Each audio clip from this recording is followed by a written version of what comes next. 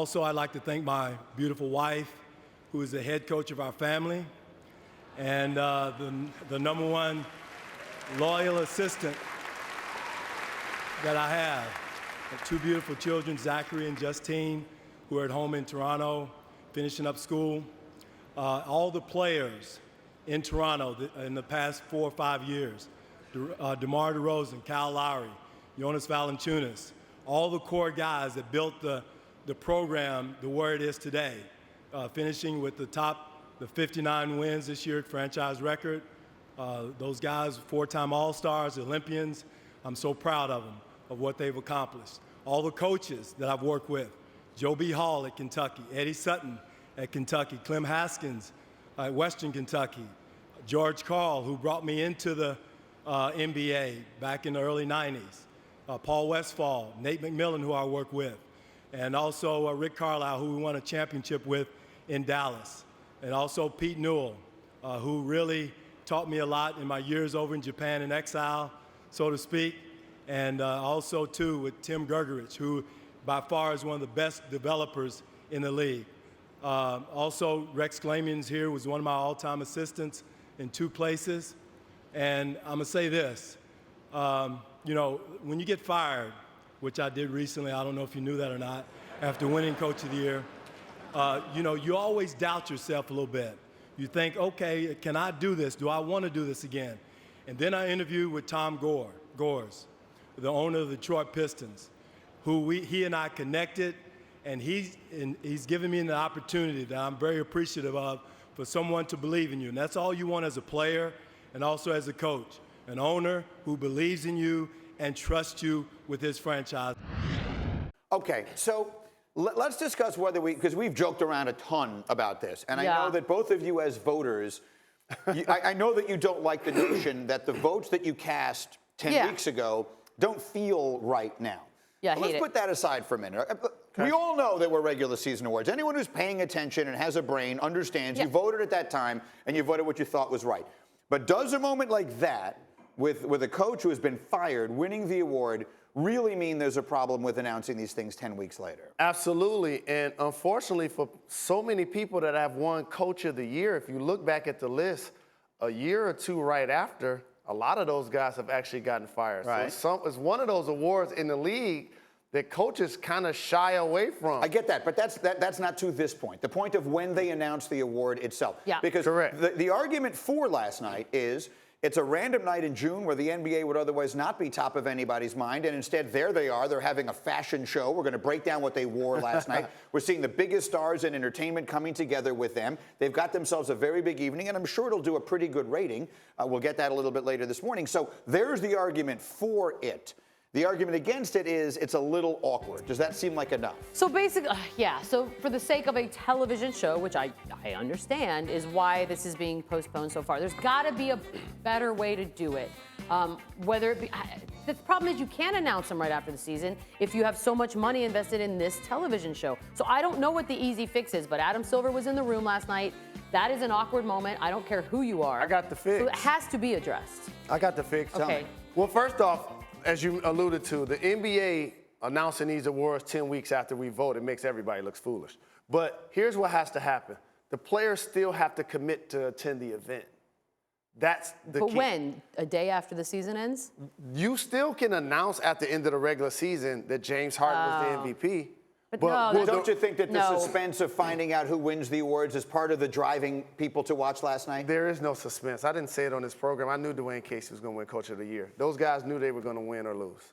They knew, but the people watching on television didn't know, right? I mean, however many people. I'm assuming they're going to get a pretty good audience for that show last night. True. A lot of people tuned in because they didn't know. Good point. So yeah, I get what you're saying. I guess what I'm saying is, it's easy to make fun of. It's easy to pile onto, oh, it looks ridiculous. Dwane Casey was Coach of the Year, and he's up there taking shots at the Raptors. And I get it. Look, and I probably would do the same thing if I were in his shoes. But is there a real harm to it? To me, it kind of reminds you of the Pro Bowl.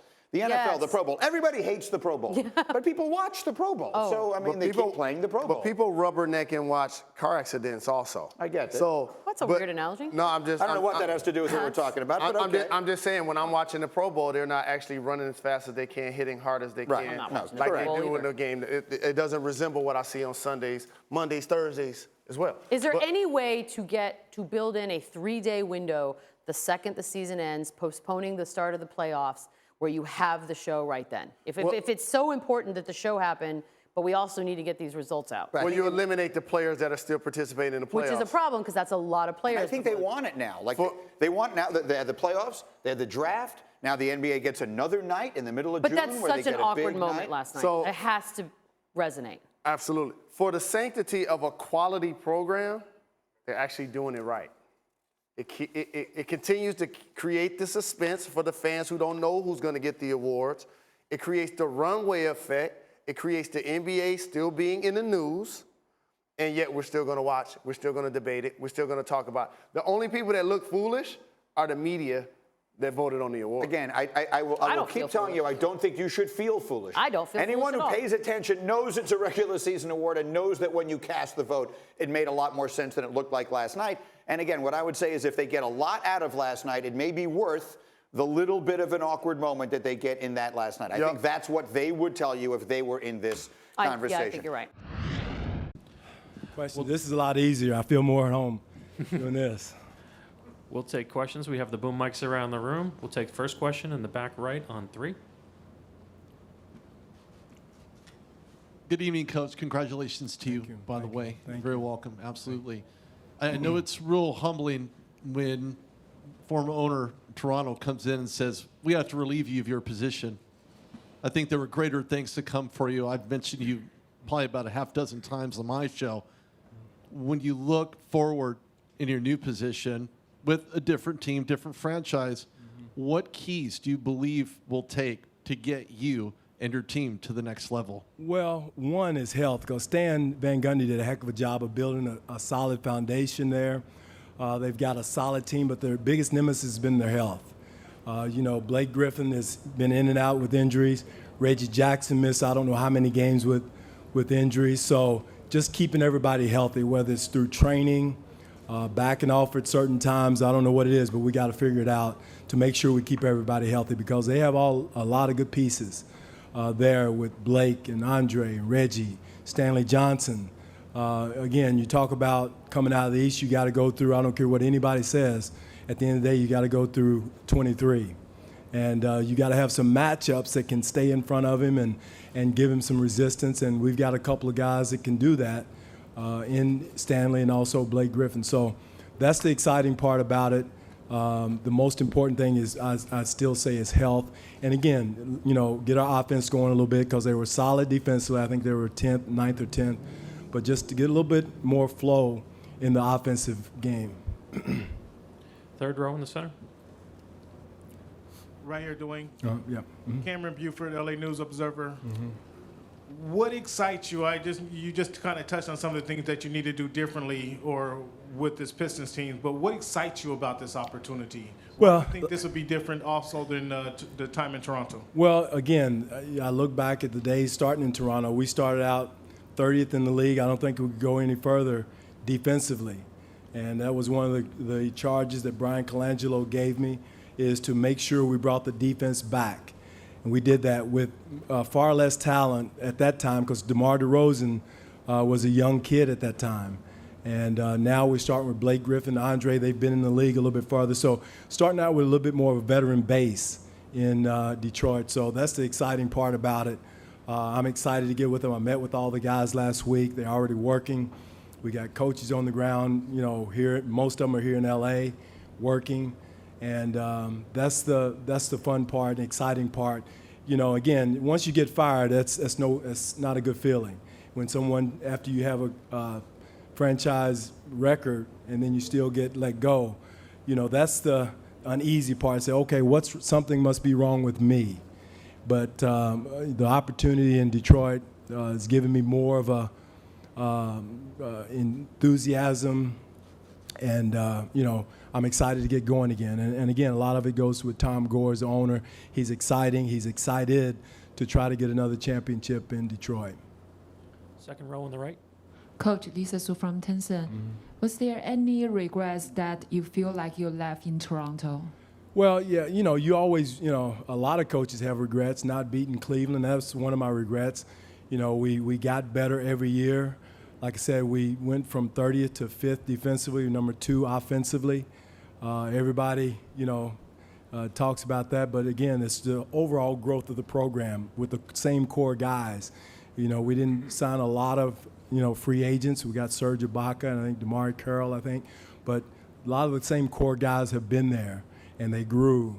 That's the regret you have that you didn't, we made it to Eastern Conference Finals, but we couldn't get over the hump to get to the finals to try to win a championship. So that's always a regret. But again, I can still hold my head high from what we had and what we grew from, and nobody can ever take that away.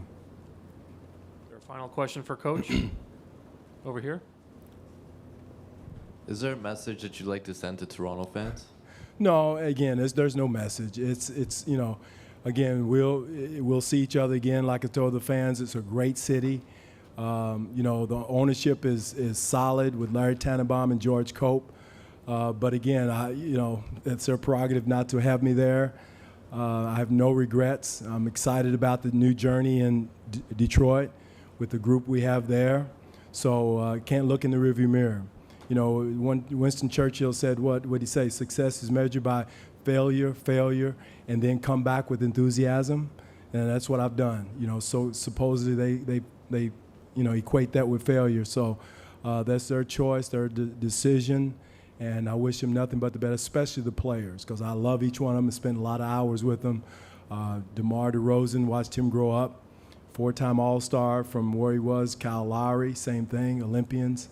So, a lot of growth in that program. So it's up to the next coach there to take them the next step.